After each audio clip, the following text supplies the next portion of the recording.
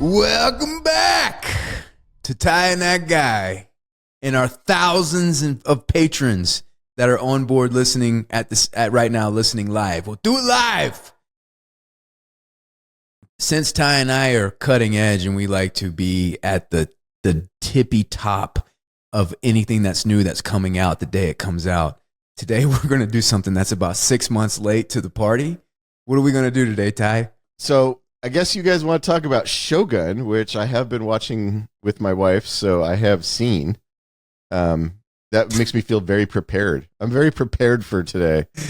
I hope you're prepared because Wes Jesus and I haven't Christ. done this for weeks and weeks and weeks, so we're like out of practice here.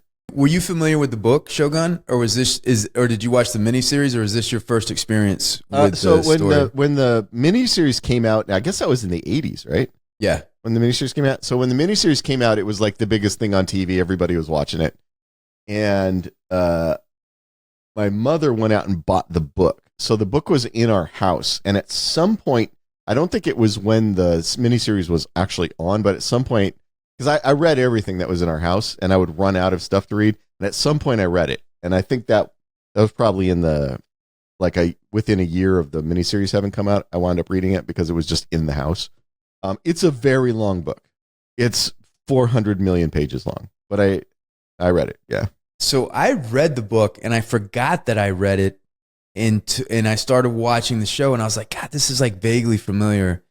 And I went back and I was like, oh, wait a minute. I have that book. I don't remember when I got it, but I do remember reading it on a trip and I don't think I finished it because all I remember about it was the whole Blackthorne Dutch ship, the Erasmus, all that beginning. And so I don't know if I've got past that. So as I'm watching the show, all these like distant memories of something that I've seen before were coming to me. And I was like, oh, wait a minute. Did you watch the miniseries? I didn't watch the miniseries, but I do remember because Richard Chamberlain was Alan Quartermain, from those like knockoff Indiana Jones movies. So I do remember him being a part of something like that, but I never watched the miniseries. Was it good? I mean, for the 80s, it was. Yeah. I actually liked it. Maybe that's part of why I wound up reading the book too when I was a kid. But yeah, I thought it was good. It's an interesting glimpse into. I mean, Clavel is not Japanese. He's the white dude like the rest of us here. So it's his take on that period of Japan. So it includes some prejudices and some misconceptions about what is actually happening in Japanese culture. But it's still an interesting glimpse into a culture that is very different from Western culture. At least at the time, was quite different. Yeah. Western culture, and I, you like going to places you haven't. If you're reading or watching something, you want to go someplace you haven't been before, right? Right. And it did do that. It took me someplace I hadn't been before and showed me something I hadn't seen before, which was really interesting. And that period of Japanese history. I mean, the reason he wrote Shogun about that period is fascinating. So the bookend of this period is you got Shogun on one end, and on the other end, did you ever see the Last Samurai, the Tom Cruise movie? Yes. Okay, so that's all bullshit. That never happened. But the period of time that the Last Samurai is taking place in are the bookends of this really fascinating period of Japanese history, where they were starting to have trade with the West, and things like guns had shown up and cannons, which is part of what happens in Shogun. So those things had started to happen, and then the Japanese were just like, no, we don't think we want to live this lifestyle, and just kicked all the Europeans out, and no Europeans were allowed to land in Japan for like over 100 years. So they just decided not to. They were like, nah, we're just not going to do that. So it's like a bunch of ties. It's like an island of ties. We're good. We're good. Nah, we're good. We don't need it. We don't need other people here. Yeah. Yeah. So we're Shogun. Shogun is all this stuff leading up to that, and then the Last Samurai is the period when the Europeans were starting to come back again. The Japanese were starting to let them back in. But just the idea that a country can, because Japan obviously the Japanese had been off of Japan. They attacked, at one point they tried to conquer all of Korea. At one point they attacked China. So the Japanese knew how to leave Japan. They had boats and, warships and stuff. But the Europeans were a radically different culture that showed up, They didn't have cannons and guns in Japan until the Europeans showed up.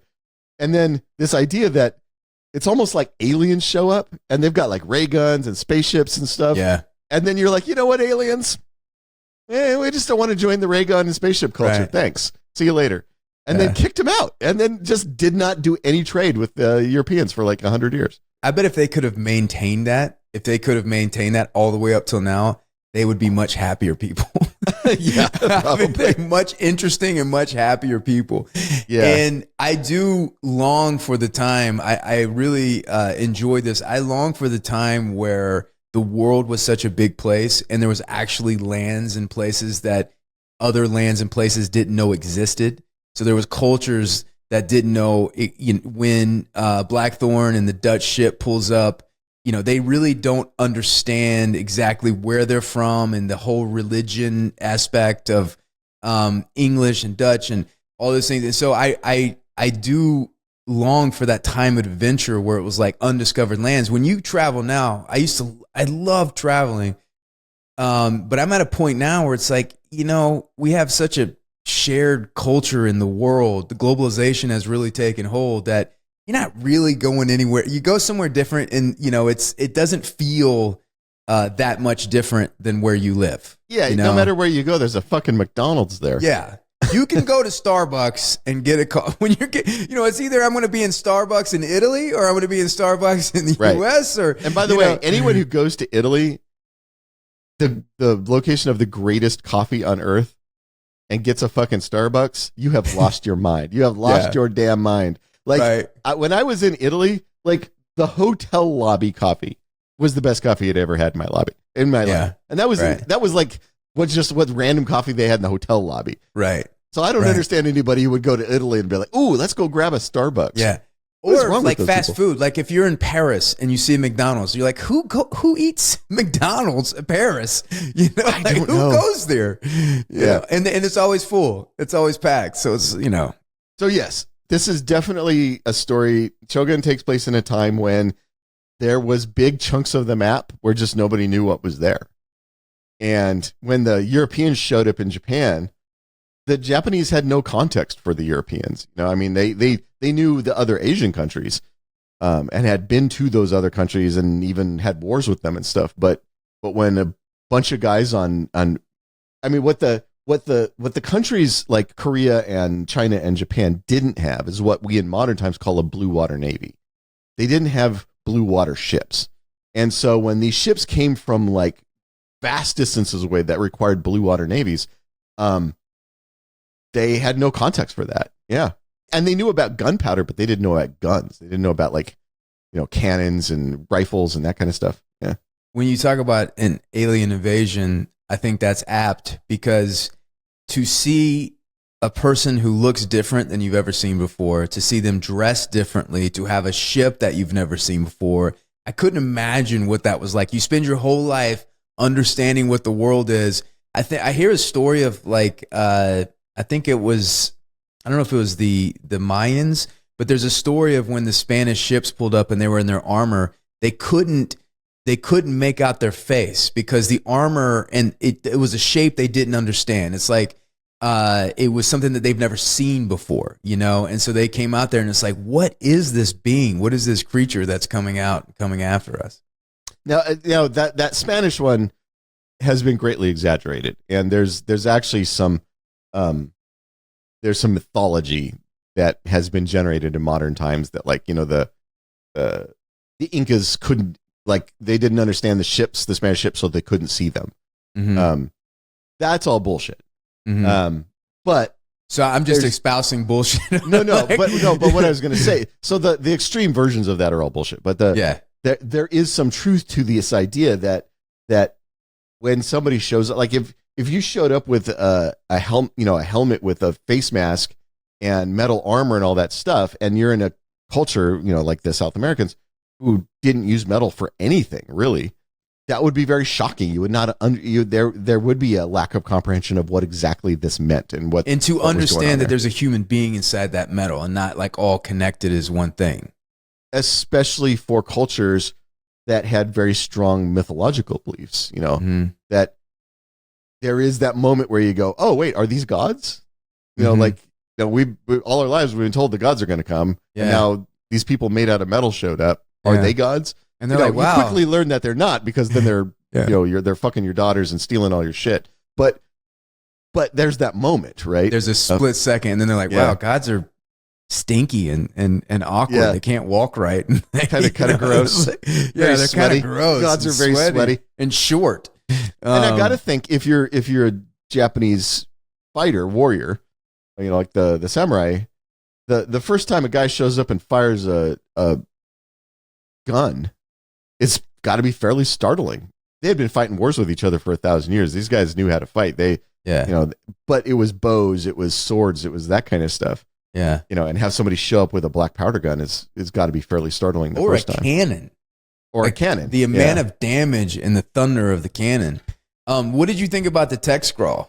I know you and I constantly talk about text scrolls coming up, but what did you think? Every text scroll I've ever seen, all of the context that is explained in the text scroll is also explained in the show that I'm about to watch. Yeah, right.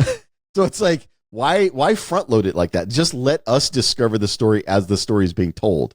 And I think text scrolls are a real sign of not trusting your audience to follow what you're doing. Right. So it's like, we're going to give them a bunch of context. We're going to tell them a bunch of stuff up front so they won't be confused. Right. Yeah. Well, what's interesting is like, I'm working on something now that's a way simpler story. And a lot of the stuff, the conversations and the talk is like, it's got to be simpler. It's got to be streamlined. It's got to be, you have to know, we have to be able to follow right away. And it's got to, and I'm like, I'm watching these shows. I'm like, have you seen Shogun? Have you seen Game of Thrones? Have you seen The Expanse? That is a consistent studio note. Right. We got to simplify this. People are going to be confused. Yes. Because it seems like it is the job of studio executives to underestimate the audience. That's their job. Right. To think everybody's an idiot. And in any scene, if every bit of context for everything in a scene isn't explained in that scene, that everybody will just tune out. Right. Like, why are they doing that? Like, so it doesn't allow a story to develop. It doesn't allow you to see something, go, oh, why did they do that? And then later in the story, have them do something. You go, oh, that's why they did the other thing, because this new information I just learned. They just want all the context in every scene explained in every scene, which is terrible writing. And I think the trend, hopefully, and I think what makes sense is like things like The Expanse or things like Game of Thrones or things like Shogun, where you need to do a little work. You got to pay attention. You need to figure out who people are, and you kind of have to follow along.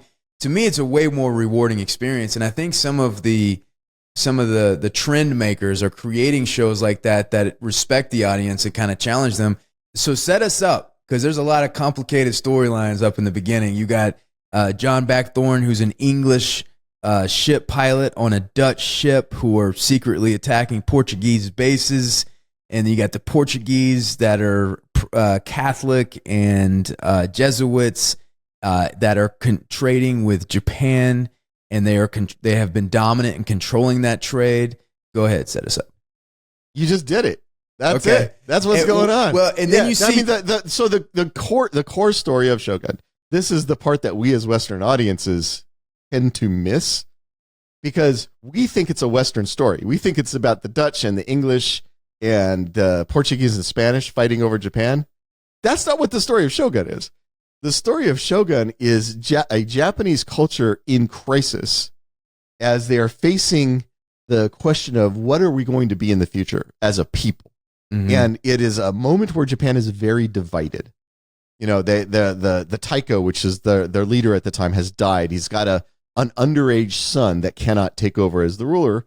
And everybody's fighting over who gets to be the regent. Everybody's fighting over who gets to control the prince while he's coming of age. And so you've got these 5 powerful lords and their various vassals. Well, we haven't got there yet. No, I'm setting the stage of what Shogun is. Okay. The story isn't about the Westerners. The Westerners are a complication in the story. Yeah. The story is about Japan fighting for its soul, fighting for its own identity in this moment. And then the Westerners show up and they bring guns and cannons, and they complicate the problem. But this is Toranaga's story. This is not Blackthorne's story. Blackthorne is basically luggage. Toranaga carries him through the story. But Toranaga, it doesn't. the pilot doesn't start with Toranaga. It does not. So, but what I'm setting up is the broader theme of the show. Yeah. You start out because because Westerners, we only want to watch shows about ourselves. So the way that the show drags us into this other story is by following the Westerner that becomes our stand-in in the story. So you got Blackthorne and his crew, who are as you said, they're the Dutch traders led by an English pilot looking to open trade in Japan. They've been attacking these Portuguese ports that have been set up in Asia. And they're trying, because the central conflict on the Western side, as comes up multiple times, is a religious conflict. You've got the Portuguese Spanish, who are firmly Catholic countries, and then you've got the Dutch English, who are Protestant countries. And up until now, Catholic countries have controlled access to Japan, and the Protestant countries are trying to open up access to Japan. Yeah. And so that's really what kicks it off. In religion, at this time, in with this show, it's almost like gang colors. Like they show them, like, you Catholic or you Protestant, because I will fucking kill you if you're Catholic, you know. And yep. when they roll up. So when I was growing up, and you watch the pirate movies, and you're like, Jesus Christ, this looks awesome. I want to be a pirate. No. It's like they're all sun-kissed with like clean shirts that are open. No, they glow in the wind. That's all bullshit. It is such bullshit. When you see shit like this, you're like, I would not want to be a sailor in those days. And, you know, and they had a rough go of it. They lost 4 of their ships. They're down to half the crew. And the captain is going to shoot himself in the head. Everybody's starving. They get scurvy. They're losing their teeth. Is starving and has scurvy, but somehow Blackthorne is still looking jacked. yeah. Blackthorne is still looking. I think Blackthorne has been eating some of the dead crew. Yeah. Wait a minute, Blackthorne. He looks very well fed. And when the Japanese board the ship, people can't even move. They're so hungry. But Blackthorne hops out and starts fighting him and knocking them over. And it takes like 3 of them to hold him down. And like, wait a minute. He's been eating somebody's buttocks in this, ship. He definitely had some crew member steak. And he calls the captain a coward when he shoots himself. And it's like, well, is he a coward or is he not a cannibal? Yes, correct. Correct.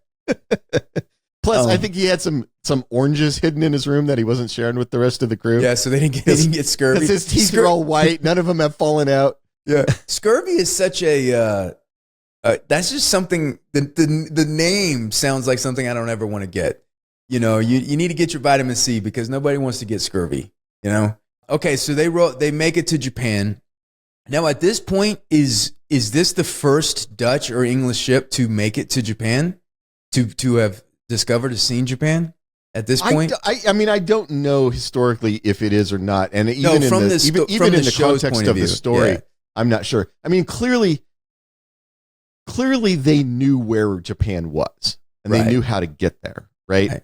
So that leads me to believe either other Dutch ships have at least spotted it, and you know, drawn maps or whatever, or they've stolen maps from murdered Catholics as they've been rampaging across the, you know, sacking those ports in Asia, the Catholic ports. I don't know, somehow they know that it's there. And then what's interesting to me is when they show up to Japan, Portuguese has been dominating the trade. Is there a lot of money to be made in Japan at this point? Because the way that you talked about the bookends is Japan has shut their doors off to other cultures and other people at this point. Yeah, so I mean, yes, every new country that you could open up to trade had vast wealth possibilities. It was a new market to sell your goods to. So, you know, I mean, if you're a maker of firearms and cannons, now there's an entire country that doesn't have firearms and cannons you can sell them to, right? Mm. Plus, that country is going to have things that you can only get there. And one of the things that is true about all throughout history is humans love novelty. So the minute any new thing was discovered that hadn't, you know, that you hadn't had access to before, people would pay through the nose to get it. And especially rich people love novelty. Rich people love owning things that other people can't own, right? Even in, you know, this period in time. So things like if there was goods that the Japanese produced that weren't produced anywhere else, you would go there with a ship full of gunpowder and cannons and firearms and whatever other stuff the Japanese would buy off of you. And then you would load your ship with silks and Japanese goods, things that the Japanese made. And especially if there was a food that a country had that you couldn't get other places. So that was food and spices were incredibly valuable. So if you could load up with anything that wouldn't rot, obviously on a multiple month ship voyage, and bring it back to Europe with you, so you were making money both ways. You were making money when you got to Japan, and you were making money when you got back. So it was incredibly valuable. Yeah, like there's a reason why they spent so many lives and so much effort trading with South America once they opened up the trade in South America, because there was shit in South America you couldn't get anywhere else. Chocolate and coffee and things like that. And that shit was basically, you were just minting gold coins if you could come back with a load full of, coffee and chocolate and stuff to Europe, because they just didn't have that. So this ship rolls up to this small fishing village. It seems at this time in Japan, I get a sense that it's a system of feudalism, right? Because they call in the lord of the land to come over and meet John Blackthorne. Were they kind of operating off of that system? Japan is very much like medieval Europe at this point governmentally. Right. It is incredibly top-down feudal society. And each lord owes absolute loyalty to his lord, right? So it says, you've got the super important lords, then you've got lords who rule over districts or regions, and you've got lords who rule over smaller pieces, and then you've got lords who rule over towns. So like that first town that Blackthorne goes to, there's a lord, it's his town. Mm-hmm. There is a lord of the town. Mm-hmm. And I think in that case, he's the son of the district lord, is the lord of the town. Yeah. So yeah, I mean, it's very much a pyramid. And then, the guy that comes, what is his name? The guy that comes, the district lord that shows up to interview Blackthorne, because she says that this lord, this is the first time he's been to this village, so this is important. Right. And then he comes, and then they have a Catholic priest interpret for him. And he's like, yeah, this guy's a piece of shit, kill him. He's a pirate. And the guy's like, no, I didn't say that. He's like, fuck you. Yeah. So Japan is like, at this period in history, is the ultimate honor culture, right? So something like a powerful lord visiting your village for the first time, you can get enormous honor and respect by presenting them with a perfect village. And so that when they get there, everything is clean, everything is well laid down, and the peasants who live there are very respectful, and you give them great feast, and you give them, good sake and all that stuff. That's so, and then the Lord notices you and says, oh, I enjoyed my visit to your village. Now you've gotten enormous respect and honor from that, right? Mm-hmm. So and at the same time, any lord has the absolute right to ask any of their underlings to commit suicide. So you absolutely are in danger of, if the Lord shows up in your village and your village is all fucked up, and the Lord's like, you should be embarrassed about how terribly you run your village. If I was you, I would not be able to live with myself. That's basically an order for you to kill yourself. So like, there's some danger here. Every that part of what I love about the show and the version of Japanese culture that's being presented by the show is every social interaction is so fraught with danger, because any offhand comment can be like some lord could be just like, well, I wouldn't be able to live with myself if I did the thing you just did. That's an order to kill yourself. You got to be really fucking careful. Yeah, and killing yourself is thrusting a dagger into your heart yourself. And I think about, I think about the captain who had a gun to shoot himself in the head. It's like, I would try to get a gun or jump off a cliff, but like thrusting a sword into my heart, like how would you make? They don't thrust it into their heart. That would be nice. That would be pleasant. Where do they thrust in their stomach? Into their belly. Oh God! Now this is seppuku, and this is if you are part of the warrior class, the warrior caste, so samurai or lords or whatever. They're the only ones who do this. Yeah. This isn't what peasants do. Yeah. But you stick the knife into your stomach, and then you start to cut. You start to pull it across your belly. Yeah. And if you have enough honor and respect that somebody offers to be your second, once you've started cutting, the second is allowed to cut your head off, which of course would obviously end your suffering. So that's nice of them. I'll be your second. any day. Dude, So, you know. I'm the least honorable person you know. If some lord ordered me to commit seppuku and handed me a knife, I'd stab them with it. I'm not honorable at all. I have no honor. So what is exchanged? Does this leader, this lord of the village, realize that there's something to be gained from Blackthorne, and that's why he keeps him alive, and that there's some kind of opportunity there, and he decides to boil to death one of the other pirates and leave him alive? Obviously, there's an opportunity here. So up until this point, all of the trade with Europe, which includes advanced weaponry like cannons and guns, which obviously are game changers in a society that doesn't have cannons and guns, has been controlled by the Catholics through the Portuguese and Spanish, thus it was controlled by the lords who dealt with the Portuguese and Spanish Catholics. So there's a very narrow pipeline of this Western stuff coming in through very specific people. So there's an opportunity here of, maybe I don't have to go through the Catholics. Maybe I don't have to go through the lords who've locked down trade with these Portuguese and Spanish. Maybe I can just get my own shit. Mm-hmm. So that's the opportunity here. Yeah. And a ship showed up with guns and cannons and gunpowder and all that stuff that you want. Right. Yeah. And the first thing they do is pull all that stuff off the ship. I mean, that becomes a through line in the show, is that they take all the guns and cannons and stuff off the ship. Yeah. And if you can get automatic weapons and missiles and things like that, you're going to be the big dog on the, that little fishing village just gained a big exponentially in power. Well, I mean, and it's not in the first episode, it's not in the pilot episode, but they do later show the power of a cannon when used by people who've been trained to use it. Right. And it's devastating. Like it's an instant battlefield win, when you actually see the cannons unleashed on people when they're fired by people who've been trained how to aim them. It's devastating. Right. Yeah. Now you walked us through it when you gave us kind of the core story with this, but when we meet Toranaga, who is the protagonist of the show, just briefly go through again when he's meeting with the 4 council members and what the struggle is, that they're on the brink of a civil war. Well, it's what we talked about at the beginning. It's the Taiko, who is the leader of Japan. Mm-hmm. Like, think of it like the king of Japan has died and has left a son, but that son is underage, and so who controls the son while the son comes of age is a very important political question at this point. And before he died, the Taiko set up a council of regents. So there's 5 regents, of which Toranaga is one, and then there's 4 others.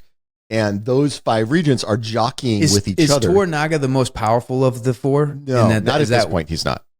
So do they cite what they accuse him of in the meeting of, like, gaining lands and keeping? Is that true?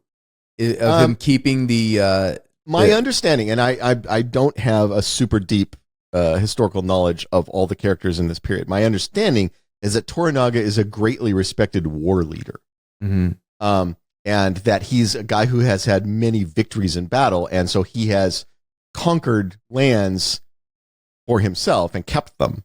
Yeah, and the other leaders are afraid of his skill in battle because the way, just by the presence of Toranaga and when he shows up, the way they react towards him, not knowing the story, not knowing where it's going, but it feels as if he is the most formidable of the 4. Now, if they team up against him, then he's going to be screwed. But he's the most formidable. They respect and fear him, and what I couldn't tell, and which will probably come out, is that they were lining up against him based on false accusations, and because he's keeping the hare's mother in his town, right? Yes. And what is the purpose of that? So everything is about appearance of control, appearance of power. So if the mother of the heir to your empire is in your city and under your control, there is the appearance then that you are, by default, the person who's going to raise the prince. So because the mother and the prince are in his city, the other's like, oh, you have to let her go because by holding her, you're laying claim to control you shouldn't have. Right. You're laying claim to power you shouldn't have. But did it also keep him, keep him safe because they can't go and, okay. Exactly. Yeah. And that's the other thing is the Japanese at this time, like the Europeans in the medieval period, had a hostage culture. So when you conquered another prince or another regent or whatever, when you defeated them in battle, you might invite their son to come live with you in your city. Yeah. And you'd be like, "Oh, I'm gonna train him to be a warrior. I'm gonna train him to be a samurai. He'll live with us. We'll treat him like an honored guest." But you know what that is? It's a hostage, right? You fuck around, I'm gonna kill your kid, right? Yeah. And they definitely had that. So by Toranaga controlling the mother and son, there is also that sense of like, you have incredibly valuable hostages now that you can hold over everybody else. Yeah. And the young, is it a vassal? What does he call his apprentices? Well, either way, one of his young samurai gets outraged and jumps up in the sacred meeting and basically tries to defend his lord. And he realized this is like culturally hard for me to wrap my head around. Then he realized he's kind of like, "Oh, my bad, I fucked up. I tell you what, I'm going to kill myself. But not only am I going to kill myself, I'm going to kill my firstborn child." Yeah. I'm like, Jesus Christ, dude. That's what I'm talking about. How fraught with danger every social interaction is. Right. Like you have one outburst, you have one sort of uncontrolled moment, and now you're wiping out your entire line. Right. Right. Yeah. Right. I mean, that's that. So and nobody ordered him to do that. Right. They all just expressed disappointment in him. Right. It was like, you know, you go to your boss and your boss goes, "I wish you hadn't done the thing that you did." And you're like, "Well, my only option now is to kill myself and my two boys." Right? That's literally what happens in that scene where it's like, Jesus. The tricky thing is though, sometimes they could mean for you to commit suicide, and then sometimes like, man, I wish you wouldn't have done that. And then walks away and they're like, "Hey, did you hear that? Did you hear that what's his name killed himself?" And you're like, "Well, no, I didn't mean, no, I didn't." But that's the thing is that's why. So part of the core drama of Shogun is Blackburn learning how strict all the social interactions are in the culture that he's in now. And Mariko trying to explain that to him and him not getting it. Because every person who's a person of power, every person who has others underneath them is incredibly careful in their speech for exactly that reason. Right? Like, you know, you notice every lord is they don't talk a lot. Whenever they do talk, they're very measured in their speech. They say very specifically what they want, because there is that, you know, like if you get mad at somebody, you go like, that guy pissed me off, and then suddenly people are killing themselves. You know, you learn to be pretty careful. Yeah. Well, you know, like the scene when they were trying to find Rodriguez, when they went through that awful storm, and they're trying to find Rodriguez, and the lord of that village, I wish I knew names. When he thought he failed, and we thought he was in the water and he thought he was going to drown, he like pulled his sword out and was going to stab himself in the water. Why was he doing that? Because he failed, or he wanted to have an honorable death? He didn't want to drown. He wanted to be in control of his death. Yeah, drowning is not a warrior's death. Oh, I see. He was like, if I'm going to die, because I'm probably going to die. Right. If I'm going to die by the sword, which is an honorable warrior's death. But what's tricky is if he would have killed himself like 5 seconds earlier, then like if he was like lying, dying, and then the rope comes, like, oh shit, I could have saved myself. You know, there's a tricky thing. Like if you're so quick to stab your tummy, there might be another way out. You know, you're just like, oh shit. Yeah. You know, like if I was almost in a car wreck and I was sliding sideways, I'm like, oh shit, take out the knife and put it there. You know. Yeah, the car starts to spin out of control. Everybody grabs their knives. Right. So, walk me real quick through. So they decide to take Blackthorne to meet Toranaga, right? Yep. And on the journey there, we meet Rodriguez, who is a Spanish pilot, correct? Yes. And Rodriguez kind of saves Blackthorne, doesn't he? So that's an interesting relationship that will develop, I assume, as the show goes on.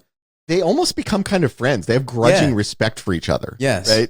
Because being a pilot on one of these ships in this period in history was an incredibly important job.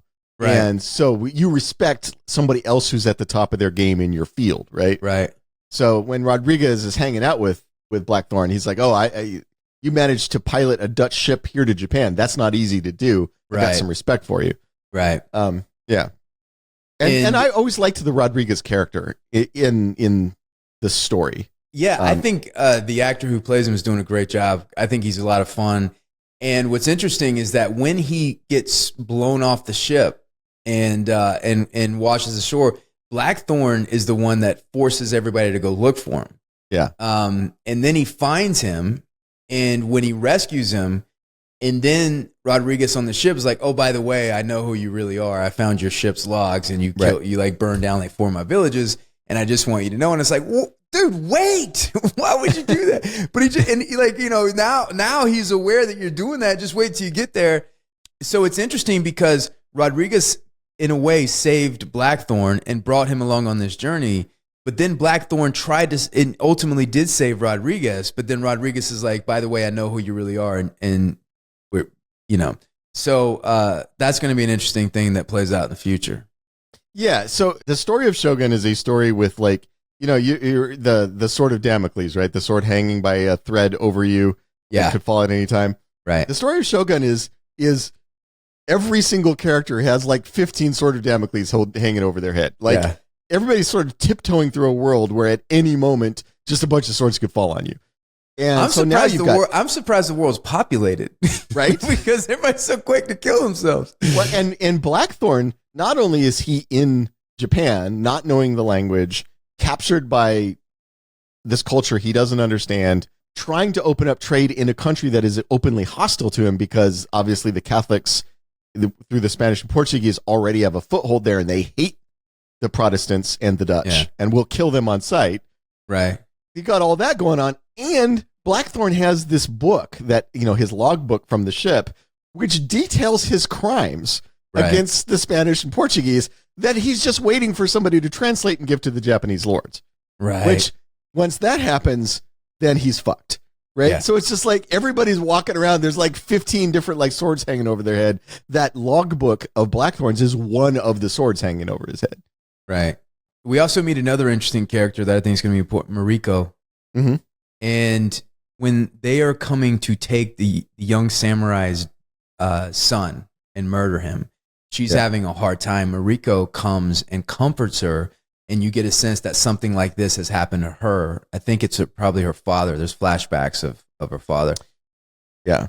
And, well, we learned that she has had a very tragic thing with her family. Yes. And do we learn that soon, or no? It's later it's in a later episode. But yes, Mariko had a very tragic family thing happen.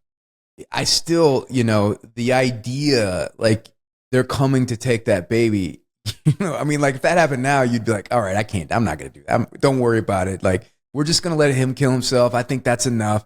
Like even Toranaga, like when he's like, I'm going to kill myself and then I'm going to kill my firstborn to eradicate my name and nothing about me will ever live on. I feel like Toranaga would, it's like, okay, kill yourself. That's enough. Don't worry about your baby. You can still continue, there's no, and he's like, all right, he just accepts it.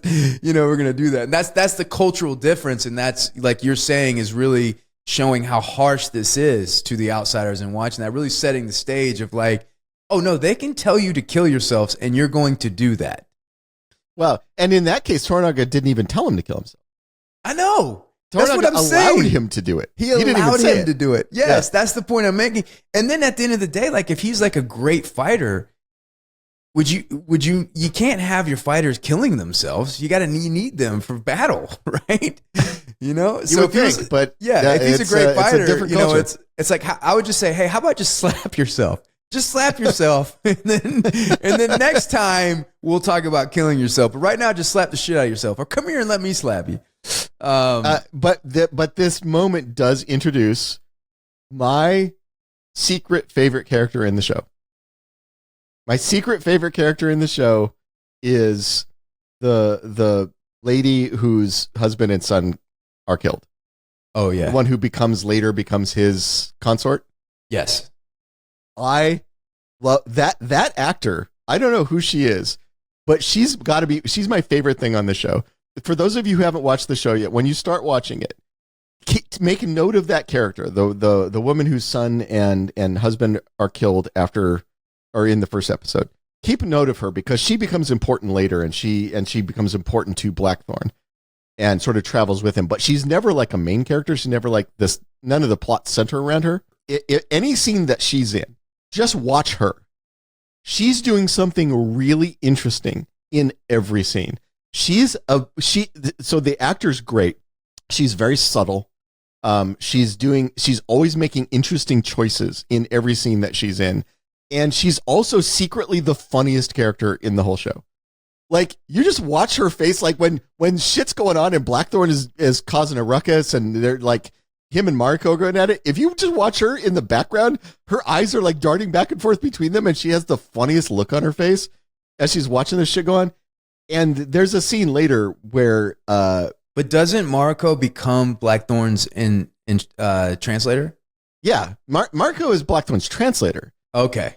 All right. No, so I was getting confused because I haven't seen any more, and I felt like Mariko was set up to really, because it ends with all those worlds colliding with Blackthorne, yes. Mariko, yes. and Toranaga. Yes, and Mariko is a much more of a central character. She's much more of a main character in this story. You're just saying you like the choices. I love this little side character. She's fucking hilarious. So, right. Wes, as you continue watching the show, whenever she's on screen, just keep an eye on her. I want to find out who she is because I think she is an incredibly interesting actor. Yeah. We've worked together on shows, so this about me. I'm always interested in the actors who are finding something interesting to do when they're not the point of the scene, when they're not the center of the scene. Right. Right. Actors who are engaged in the scene even when they don't have lines. Right. Because oftentimes, like when you have that reoccurring conversation about how I'm probably your most favorite actor of all time, you always will mention those things, those moments that I had. And when I say, Ty, there's a lot of other great actors that have come before me. And you're like, so maybe I'm your favorite living actor. And you're like, no. Of all time. See, now I know the stuff that you're imagining when you go off to Westland. This is the conversation you've imagined. I have a parallel history of you and I that I'm sitting there when you're basically saying, no. I'm saying I wish there was another actor that actor that I wanted was one of my favorite actors of all. I'm like, I see. I read between the lines. You're like, there's no between the lines. Like, no. I'm like, wow, okay, yeah, Daniel Day-Lewis, all right. So this, I'm just saying, this moment where she loses her husband and son is a terrible moment, but it does push her into the story because later she will become important to the story because she becomes. Yeah, because I didn't think she was really funny in that scene. When her son was about to die. She's not funny in the scene where she's crying because her son was just murdered. Could have stepped up her comedic chops in that scene. She could have come up with a witticism or two as they stabbed her son with a sword. How are you enjoying the show so far? My feeling on this show is like it is a throwback to classic Hollywood. Yeah. Like back in the day when the joke about the cast of thousands, like when they were making a movie Cleopatra, and there was like literally there would be like thousands of actors on screen at the same time. Like our patrons. It feels like that. Right. It feels like that classic Hollywood. Big stories. Everything is sumptuous, right? Yeah. All the costumes are sumptuous. All the sets are elaborate and beautiful. It's a big dramatic story with big dramatic emotional stakes, right? All the stakes are turned up to 11 all the time in all every scene. All the swords are hanging over by a thread. All the swords are hanging over everybody's head in every scene. Given the way that we sort of have changed the kind of stories we tell in Hollywood over the last 40, 50 years, it's actually, because it's such a throwback, it feels new. Yeah.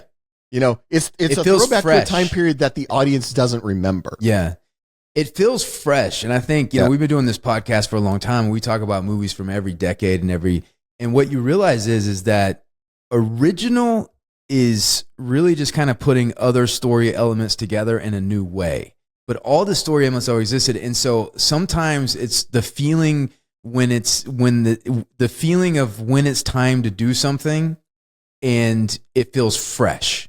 So like what you're saying, the old Hollywood being shown now, it feels fresh. I really enjoyed, like I'm on board. I cannot wait to watch the rest of this. I thought it was so well done, so interesting. And I love this time in history, and I know it's fictional, but there are a few things in it. Well, it's a fictional story in a real time. Yes, a fictional story in a real time. What is I told Joseph that we would do 30 minutes because it's got to get out by Wednesday. So what's our samurai top 5? Oh, so this is best samurai movies. Oh, okay. Immediately, the very top of the list, without question, is Seven Samurai. Yeah. Seven Samurai is the greatest samurai movie ever made. Kurosawa, he belongs at the very, very top. Yep. There's no question in my mind. I mean, and there's more Kurosawa. I mean, Rashomon is Kurosawa. The Hidden Fortress. Hidden Fortress. I'm a big fan of the Hidden Fortress. There's a lot of Star Wars influence in the Hidden Fortress. Yes, there is. I mean, Lucas has openly admitted that he's stole many elements from Hidden Fortress. The other one that I'm like, it's more of a Yojimbo. Yeah, that's what I was going to say. Is this more sort of the Western set in the samurai setting is Yojimbo, but I love Yojimbo. Well, to me, I think the samurai and Westerns have a lot of crossover. The samurai movie in the Westerns and Yojimbo, I think, the whole Sergio Leone Western movement was started by Yojimbo. So the Fistful of Dollars, all of those that came out, The Good, Bad, and the Ugly, A Few Dollars More, all of that came from Yojimbo. Once upon a time in the West. Because it is the warrior with a code of honor is the classic Western trope, right? Mm-hmm. He's a gunslinger, but he's got a code of honor, that whole thing. And that is a core element of samurai story, is the warrior with the code of honor, right? I think Ron is a beautiful movie. I think it's one of the most beautiful movies I've ever watched. I noticed that one of the movies that isn't on this list is Heaven and Earth. I'm a big Heaven and Earth fan too. But Ron and Heaven and Earth are big stories, right? They're the big epic of like vast armies fighting with each other and huge political movements and that kind of stuff, which I think fits with the sort of Shogun, because Shogun is about those big moments. Right. I don't know. Do you have another one on here that is a big favorite of yours? I don't want to. I think they should be a Japanese movie, right? Yeah, I think so too. Samurai. So I mean, Rashomon's a great movie. I mean, I personally love the Lone Wolf and Cub movies, even though they're kind of terrible. I love them. They're terrible, but I love them. Yeah. That was kind of like Hidden that Fortress is obviously a classic. Oh wait, no, I think Hidden Fortress should be up there. Yeah, I thought he put it up there. I think Hidden Fortress should be up there because Hidden Fortress, like Yojimbo, is so important and it influenced so many other movies. Like it's like when things come along that are so powerful, so creatively powerful, you kind of have to honor those in the top floor because they're important and they're pivotal. Yeah. I would say another one that was a pivotal movie set in this period is Rashomon. It's not as much of a samurai movie, I would say. It's more of a murder mystery kind of thing, but it's still incredibly pivotal. So Rashomon is great because it was one of the first movies that really explored the idea of the unreliable narrator. Right. Because it is a single event told from multiple points of view, and each point of view sees it differently, and that changes the details of the thing, which was a really interesting storytelling thing that he did that I don't remember a lot of people having done before that. So I mean, it feels pretty important. Now, I don't think this belongs anywhere near the list, but I am curious to see, what did you think of the Last Samurai? I think it's a beautiful movie. I think it's beautifully shot. It has an incredible soundtrack. It does suffer from the typical white dude goes to Japan and becomes the best samurai. Yeah. I mean, it does suffer from that sort of. Well, no, I love it that he comes. These guys have devoted their whole lives to this craft of sword fighting. And Tom Cruise stays for a winter. Yeah. And he trains with these guys, and then he comes out and then fucks up like 7 of them at one time, you know? Right. Yeah. Yeah. So it does suffer from that. But that's very common in Western filmmaking, to center the pretty white dude in every story, regardless of whether they were actually there or not. I enjoyed the movie, though. I think there's some good. It's a beautiful movie. And it has Ken Watanabe, who plays the I forget the Lord's name. He's an astonishing actor, and one of my favorites. And he's brilliant in that part. The scene where one of my favorite scenes in the entire movie is there's a quiet scene where he brings Tom Cruise over to his place and he's talking to him and he's like, I've introduced myself. You have introduced yourself. This has been a good conversation. And it's just so low key and so gentle and so not what you expect from the interaction. And his curiosity about Tom Cruise's character and him reading the diary. And he's like, tell me about the Native Americans. Yes. And those things like, he did a really great job with that. Yeah. You know who else was introduced in that The Last Samurai? Toranaga.